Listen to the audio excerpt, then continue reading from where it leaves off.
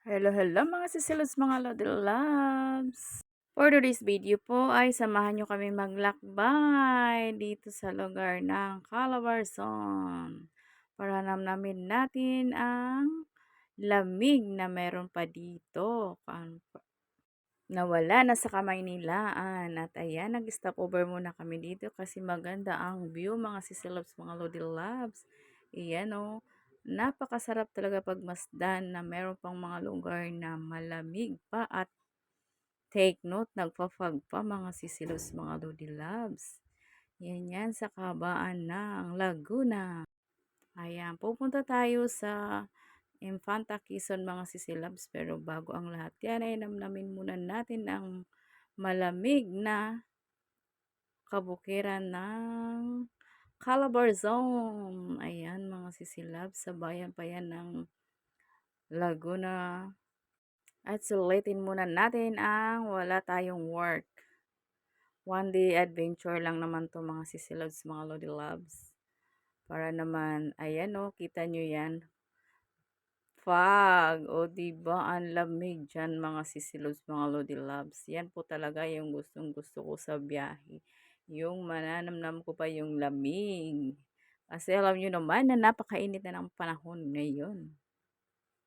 O diba kahit 6 AM in the morning na yan, may mga fog pa rin. Ayan, at nakarating na nga po tayo sa Infanta Quezon. Ayan, at napakarami na naming nagkasama-sama dito mga riders.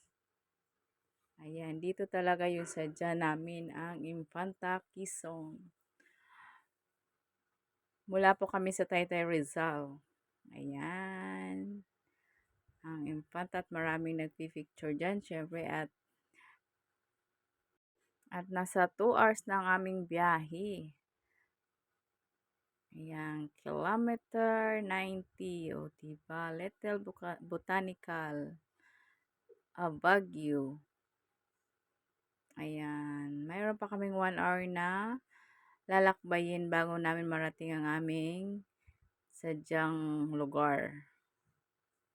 Ayan o, kita nyo yan o, 6 in the morning, magsi 7 na, pero ganyan pa ka-foggy ang daan. At slowly lang po kami dyan kasi kita nyo naman kung gaano kakurbada ang mga daan. Kailangan po talaga may konting ingat tayo sa pagmamaniho.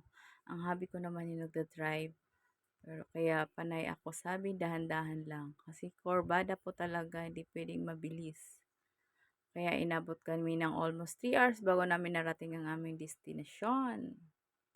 At ayan, napaganda ng bukirin, mga sisilos, mga Lodi Loves. Ayan o, yan yung foggy pa. Kahit magsa 7 na yan. Wow, napakaganda talaga.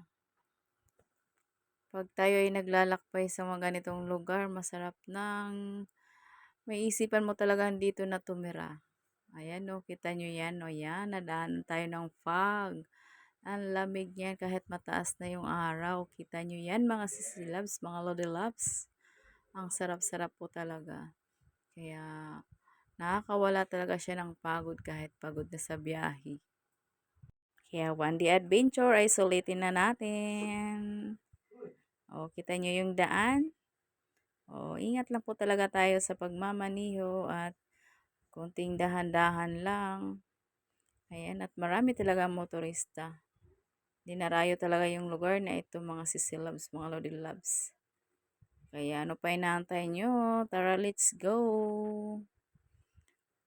Gala-gala din tayo pag may time. Thank you so much sa inyong lahat sa panonood. Thank you so much kay Lord na ginabayan niya ang aming biyahe at nakauwi kami ng safe. O yan, ang dami. Isa din po yan, meron po dyan ding tourist destination maganda. Pero doon pa kami sa baba pa. Thank you so much for watching. Bye-bye!